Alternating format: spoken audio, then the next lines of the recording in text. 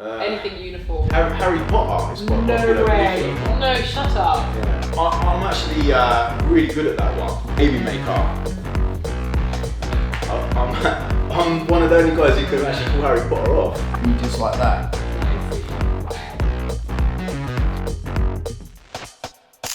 Hello lovely beautiful people and welcome to the first ever episode of Cayana's Curious Chats, where I'll be asking the juicy questions. Today I'm joined by Romeo, who works as a stripper, so let's see what he has to say. Please remember to subscribe, comment down below and like the video, so let's go. Yeah guys, so I'm here with Romeo. Okay, so my first question, what I really want to know is how did you get into stripping? Well, to be honest, I've been doing it on and off. Okay. But it hasn't been a continuous thing. Okay, fair. Things get in the way of male stripping. Like what? Like lots of things. Okay, we'll get to that later. yeah. But I started off. I was doing some topless waitering, and I was at a ladies' night, and they had strippers there as well, and I thought that looked like more fun.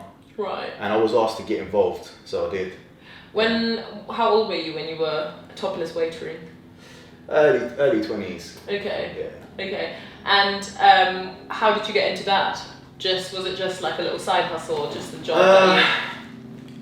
I think I saw it, around, like maybe on a few TV shows or something at the time. You thought that's something I can do? And I was thinking, yeah, I could do that. Yeah. I could do that. It looks like fun, but it's not that great. Is it not? It's quite boring. Is it? Yeah. Are the tips quite good? They can be. Depends who your customers are. Yeah. That makes sense. Yeah. And you said earlier you're doing it like sort of on and off. What does that mean? Do you like just take breaks? Well, basically, it is normally only at the weekends. Okay. You do get jobs come up during the week. Someone calls you up on a Tuesday. Can you Yeah. come around for a strip?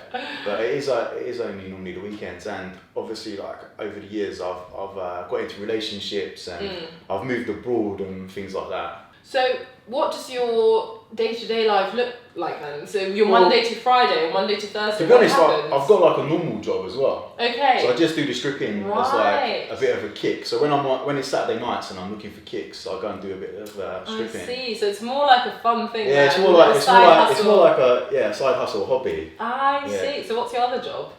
I work in property. Okay. Yeah. Right. So but you don't combine the two.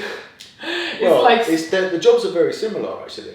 Are they? Yeah. How because so? They're really similar because when I've got to show someone a flat, Yeah. I've got the address and the details of the property and the person's name and their contact number, everything like that. But I'm just turning up and showing them the flat. Whereas with the stripping, I've got exactly the same thing. Yeah. Details, contact number, Yeah. the address of the property, but I'm going there to do a strip. So I have to get in my car, I have to drive there, everything the same, except one of them I don't take my clothes off. Except you enter as a policeman. In the stripper one. And the other time I enter in a suit. Yeah. Do you ever enter in a suit when you go for a strip?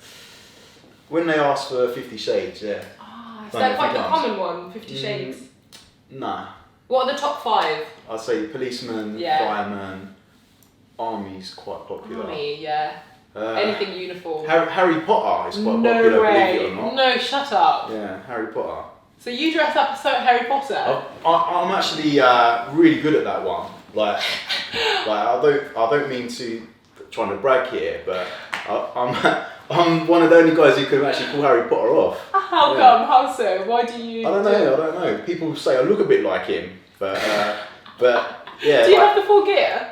I've got the costume only because it was requested so much. Really? Yeah, and like in the beginning, I was like, "There's no way that I'm gonna do Harry Potter." Is it always Harry Potter? Or is it different Harry Potter characters? No, it's always Harry Potter. Always Harry Potter. So in the beginning, I was like, "There's no way I'm doing Harry Potter," but it was requested so much that I thought, you know what, I'm just gonna get the costume. And do you do the scar? Do you put the scar on? Nah. No. Listen, I can't be. What kind of Harry Potter is that? I'm not getting enough, to put the scar on.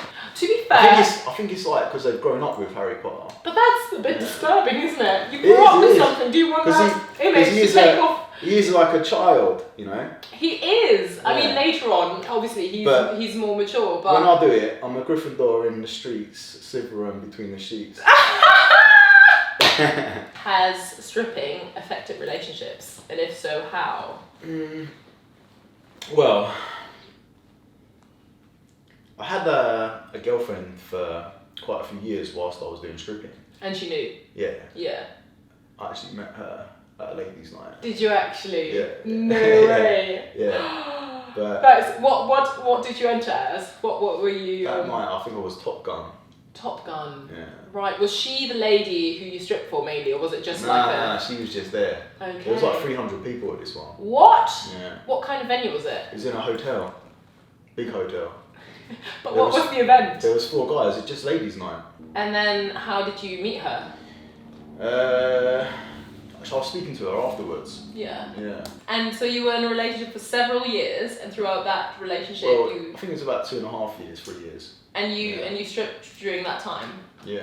And she never got jealous or like. She used to ask questions, but when I was with her, I didn't really speak about the stripping so much. Yeah. Yeah, I'm different around different relationships. Yeah. Like sometimes, if the girl's getting on my nerves, and I know she's following me on certain things, I might post a video.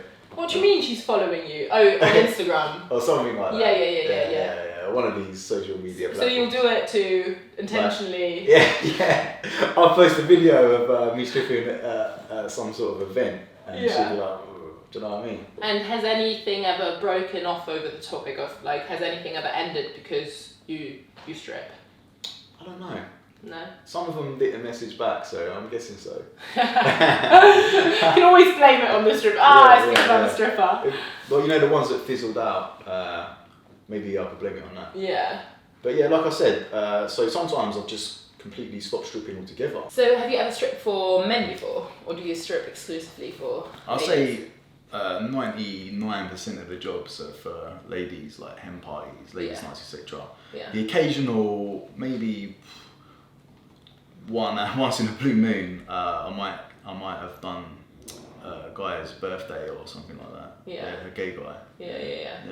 And is that harder for you as you're straight? Well, kind of. I don't do the same routine. It's not as full on. I just sort of stand there, do a bit of dancing, and then. So you don't come as close, or you like to keep your distance? Yeah, I don't come as close. I don't like grind all over the guy. Okay, really. fair. Yeah. But you don't struggle to like. I don't struggle to perform. Also, guys are quite strong. You know, I don't like getting manhandled. Yeah. And you're not going to pick them up, No, are I'm you? not going to be picking them up, throwing them about. No. Is it more about like the adrenaline rather than the money? The money. I don't know any rich strippers. Really? Not really. No. Not even female ones. Oh, maybe. Yeah. I was But going to say that might be. male strippers. Yeah. Nah, there's no rich. So it's not strippers. about the money. Not really. It's more about the attention, It's more about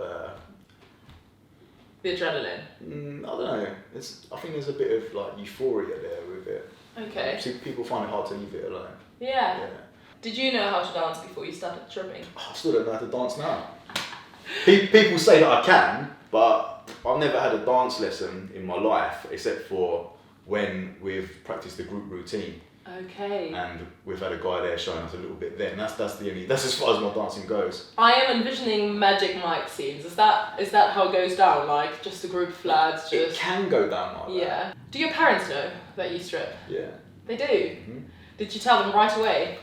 Did I tell them right away? I didn't hide it from them. Do you know what I mean? Maybe I did tell them right away. Yeah. But my mum knows that I've always been a bit like that since I've been a kid. What does that mean? You've always been a bit like that. You've always been a bit of a stripper since you've been a kid.